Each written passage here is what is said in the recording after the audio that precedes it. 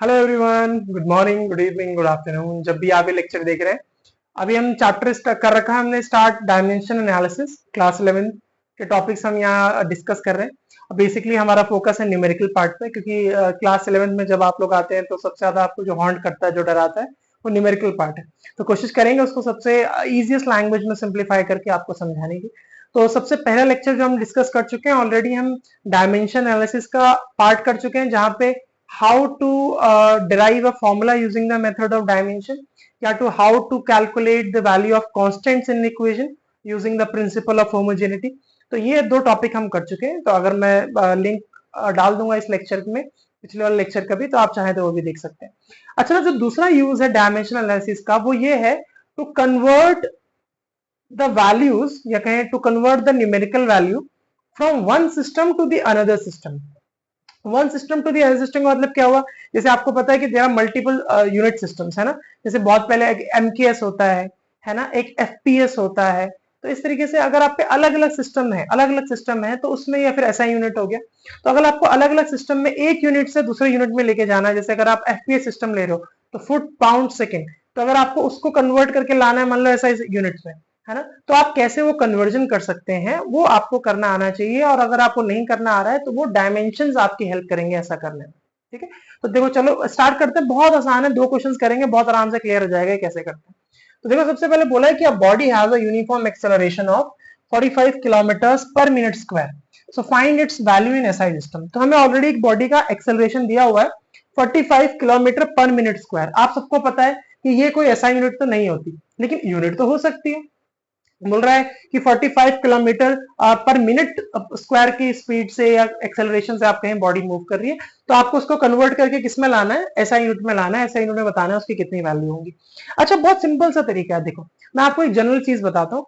आपको कुछ नहीं करना, आपको न्यूमेरिकल वैल्यू को उस सिस्टम में डायमेंशन से मल्टीप्लाई करना है, बस, जिस यूनिट में आपको दे रखा है वो। और सिमिलरली अगली बार भी आपको यही करना है कि न्यूमेरिकल वैल्यू को आपको यूनिट से मल्टीप्लाई करना है या डायमेंशन से मल्टीप्लाई करना है। काम खत्म, बस इतना सा काम है। देखो, मैं करके दिखाता हूं, बहुत आराम से समझने की कोशिश करना। ठीक है, तो अगर हम ऐसा कहें, मान लो कि let n1 and n1 is numerical value, n1 is numerical value in given system। जो हमारा गिवन सिस्टम है ना, उसके अंदर जो न्यूमेरिकल वैल्यू है वो n1 है, लेट अस से। यानी कि ये वैल्यू को हमने n1 बोल दिया, इस वाली वैल्यू को हमने n1 बोल दिया। और लेट अस से n2 is the numerical value in SI system. जो एसआई सिस्टम में हमें से कन्वर्ट करना है ना, तो उसके अंदर बोल देते हैं लेट अस से उसके अंदर उसकी वैल्यू n2 होगी। ठीक है, अच्छा देखो, कुछ भी हो जाए, भले यूनिट चेंज हो जाए, लेकिन डायमेंशन तो कभी चेंज नहीं हो सकते। हमें पता है कि ये एक्सेलरेशन दिया हुआ है, तो एक्सेलरेशन के डायमेंशंस तो हमें पता है ना। ये एक्सेलरेशन दिया हुआ है तो एक्सेलरेशन के डायमेंशंस हमें पता है। तो हम ऐसे लिख देते हैं कि we know the dimensions of acceleration is, we know the dimensions of acceleration is, acceleration के dimensions क्या होंगे? so dimensions of acceleration is, सबको पता है dimensions क्या होते हैं acceleration के, है ना। मैं लिख देता हूं, चलो, LT-2, ये dimensions होते हैं किसके? acceleration के। मतलब दोनों सिस्टम में डायमेंशंस तो सेम रहेंगे, खाली यूनिट चेंज होंगी, है ना। अच्छा देखो, ध्यान से देखना, मैंने आपको क्या बोला कि अगर आप न्यूमेरिकल वैल्यू को डायमेंशन से मल्टीप्लाई कर दो तो आपको पूरी क्वांटिटी मिल जाती है ना। सिमिलरली यहां भी न्यूमेरिकल वैल्यू को डायमेंशन से मल्टीप्लाई कर दो तो काम बन जाएगा। तो अगर हम ऐसा कह देते हैं कि लेट्स से कि जो यहां पे हमने किलोमीटर लिया है ना, किलोमीटर और मिनट, इसको हम लिखते हैं, मतलब एल मतलब तो अब लेंथ हुआ, मतलब किलोमीटर, और मिनट मतलब टाइम हुआ, तो वहां पे हमारा टी डायमेंशन आएगा। सो लेट्स से कि हम क्या कर रहे हैं, L1 is for kilometres, kilometre के लिए हम L1 मान रहे हैं। एंड जो मिनट है है ना, उसके लिए हम T1 मान रहे हैं, तो T1 is for minute. Minute के लिए हमने क्या मान लिया, इसको T1 मान लिया। सिमिलरली अगर दूसरे सिस्टम में हम जाएंगे तो ऑब्वियस ही बात है L1 जो है वहां पे हमें SI यूनिट सिस्टम में मानना पड़ेगा। भाई ये तो गिवन सिस्टम है ना, for minute in given system कर देते हैं। चलो इसको, ये तो हो गया इन गिवन सिस्टम। और अगर इसी में मैं SI यूनिट में जाऊंगा तो देखो SI यूनिट में क्या आएगा, इस फॉर SI यूनिट में क्या आता है, मीटर आता है, तो यहाँ पे मीटर आ जाएगा और बाकी सब कुछ सेम है। और यहाँ पे T, अब L1 T1 हो गया, इसको L2 बोल देते हैं। चलो L2 T2, ठीक है, इज फॉर, अच्छा टाइम के लिए SI यूनिट क्या होती है, सेकंड्स होती है, तो यहाँ पे क्या आ गया हमारे पास, ऑफ कोर्स सेकंड्स। ये किसमें हो गया, इन SI सिस्टम। तो SI सिस्टम के अंदर हमारा सिस्टम जो है वो ये हो गया, सही। अब इसे कंपेयर करते हैं। देखो सीधी सी बात है, अब सिर्फ कंपेयर करना है। मैंने आपको क्या बोला, न्यूमेरिकल वैल्यू को डायमेंशन से मल्टीप्लाई कर दो, काम बन जाएगा। मतलब पहले सिस्टम के लिए अगर मैं लिखूं तो न्यूमेरिकल वैल्यू कितनी हो जाएगी, N1, और डायमेंशन कितना हो जाएगा, देखो यहाँ पे L1 लिया है ना इसकी जगह और T1 लिया इसकी जगह, तो ये हो जाएगा L1 T1 की पावर -2। सिमिलरली यहां कितना हो गया, N2, और यहां पे कितना हो गया, L2 T2। देखो L2 मास के लिए और फिर T2 टाइम के लिए, तो -2। निकालना क्या है हमें, हमें तो कन्वर्ट करना है ना, find the value in SI system, मतलब हमें N2 निकालना है, न्यूमेरिकल वैल्यू निकालनी है SI सिस्टम में। तो अगर हम N2 के लिए इक्वेशन बनाएंगे तो कितना बनेगा, देखो N2 is equal to N1 तो एज इट इज है। अब ये L1 है और ये L2 यहाँ डिवाइड में जाएगा, तो मेरे ख्याल से कुछ ऐसा बन जाएगा, L1 अपॉन L2, सही। और ये T1 ऑलरेडी है, तो यहाँ पे कितना आ जाएगा, T1 तो ऑलरेडी है, और यहाँ कितना आ जाएगा T2। T1 की पावर भी -2 है, या T2 की पावर भी -2 हो जाएगी, तो होल पावर क्या -2 बोल सकता हूँ, कोई दिक्कत थोड़ी है, हो गया काम। अच्छा अब बस मैं वैल्यू रख रहा हूँ यहाँ पे, देखना।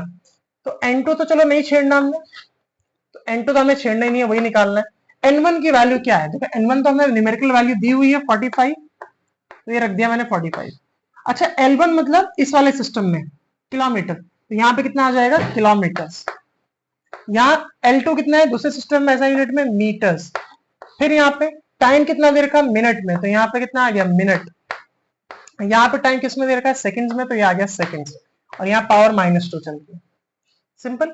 अच्छा अब किलोमीटर को मीटर में करने के लिए आप क्या करोगे, ऑब्वियस सी बात है, 1 किलोमीटर हैज 1000 मीटर्स, तो यहाँ पे कितना आ जाएगा, 1000। तो यहाँ किलोमीटर की जगह कितना आ गया, 1000 मीटर, और यहाँ पे मीटर तो ऑलरेडी चल ही रहा है, ठीक है। अब 1 मिनट में कितने सेकंड्स होते हैं, 60 सेकंड्स। यहाँ 60 आ गया, यहाँ सेकंड्स, और यहाँ सेकंड्स तो चल ही रहा है। ये होगी पावर -2। मीटर से मीटर कैंसिल हो गया, सेकंड से सेकंड कैंसिल हो गया। अब आपको सिर्फ सिंप्लीफिकेशन करना है। देखो 60 की पावर -2 है, नीचे लाऊंगा तो प्लस बन जाएगी ना 60 अगर -2 है ना, तो -2 जब नीचे को लेके आऊंगा तो प्लस का बन जाएगा 2, यानी कि 60 का स्क्वायर हो जाएगा। तो अल्टीमेटली क्या मैं इसको ऐसे लिख सकता हूँ, दिख रहा है ना, यहाँ तक दिख तो रहा है, पर चलो कोई बात नहीं, थोड़ा सा एक स्टेप शायद ना दिखे। N2 is equal to 45 into, अच्छा 1000 तो ऑलरेडी है, नीचे कितना आ गया 60 का स्क्वायर, तो दिस इज भी 60 इंटू 60। सिंप्लीफिकेशन करो, एक 0 से 0 कैंसिल, एक 0 से 0 कैंसिल, तो बचा तो कुछ खास नहीं है।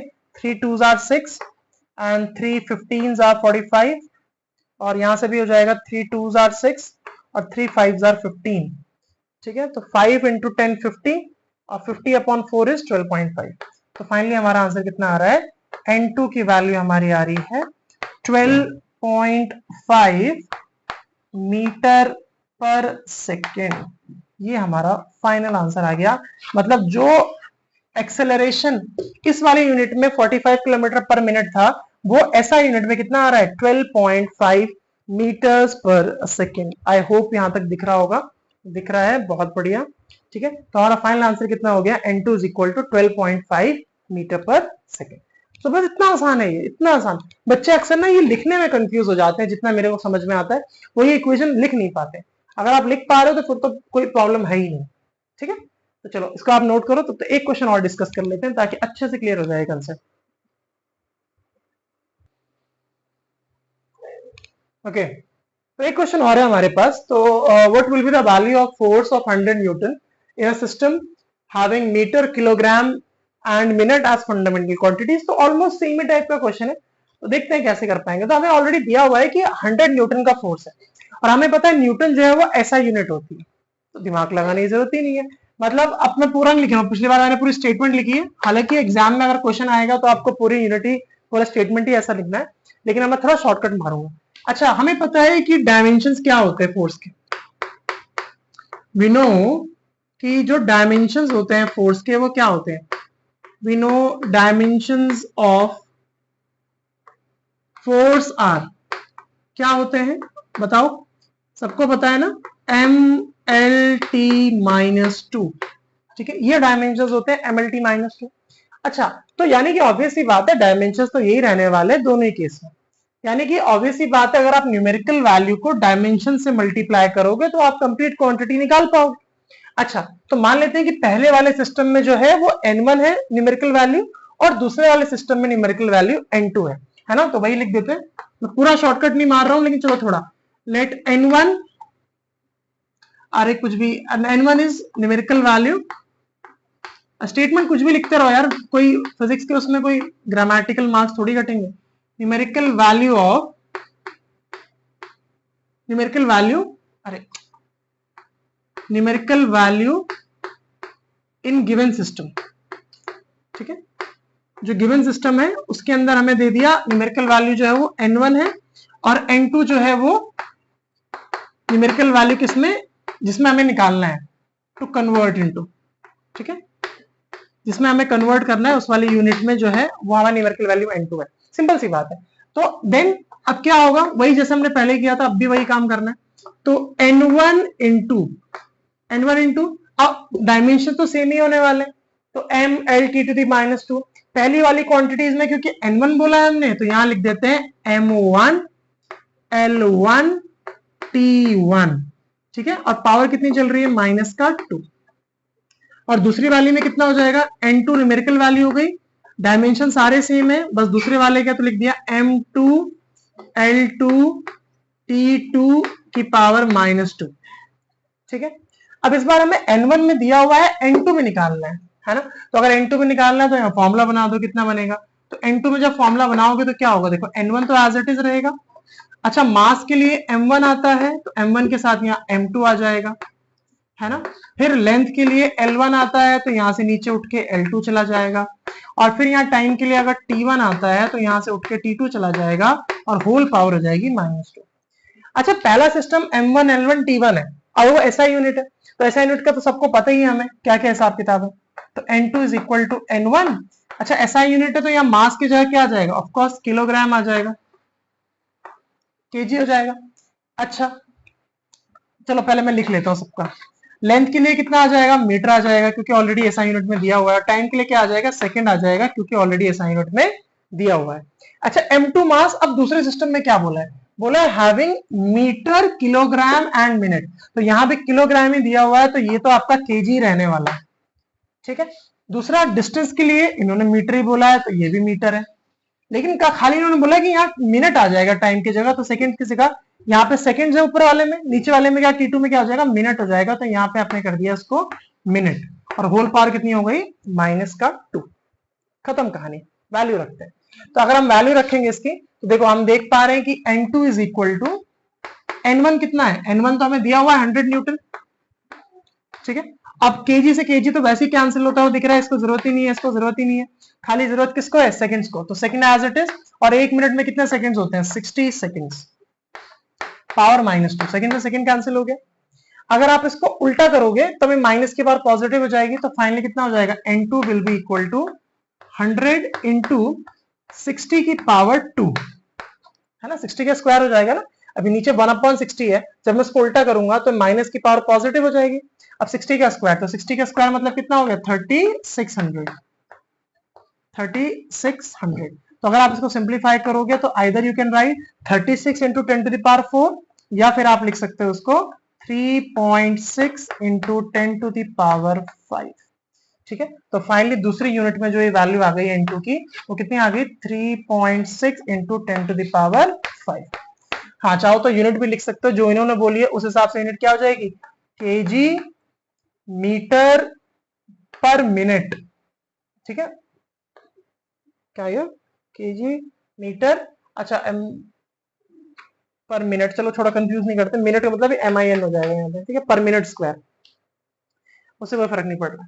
वैसे न्यूमेरिकल वैल्यू इतनी निकालने को बोली थी, 3.6 इंटू 10⁵ बस इतना ही हमें निकालना था।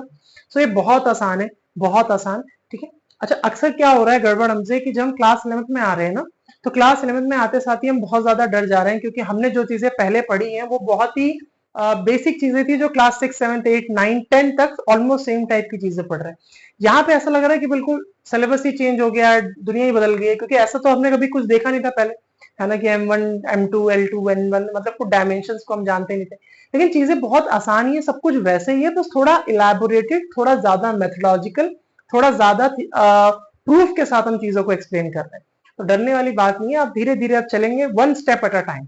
हम देखो ज्यादा, देखो ऐसे होता है ना जनरली, सीढ़ी पे हम 3 सीढ़ी एक साथ चढ़ने की कोशिश करते हैं तो गिर जाते हैं, इसी तरीके से हम एक एक सीढ़ी चढ़ते हैं तो कोई प्रॉब्लम नहीं आती है ना। तो one step at a time, हम एक बार में बहुत ज्यादा सिलेबस कवर करने की कोशिश करेंगे, नहीं हो पाएगा, चीजें और डिफिकल्ट लगेंगी, इसलिए हम एक एक करके हम आगे बढ़ेंगे, एक एक पहले टॉपिक पढ़ेंगे, फिर 2 टॉपिक, फिर एक चैप्टर, फिर दूसरा चैप्टर, तब चीजें होने लगेंगी, डुएबल लगेंगी। ओके, डरने वाली कोई बात नहीं है, पढ़ाई करते रहिए, मिलते हैं अगले लेक्चर में। All the very best.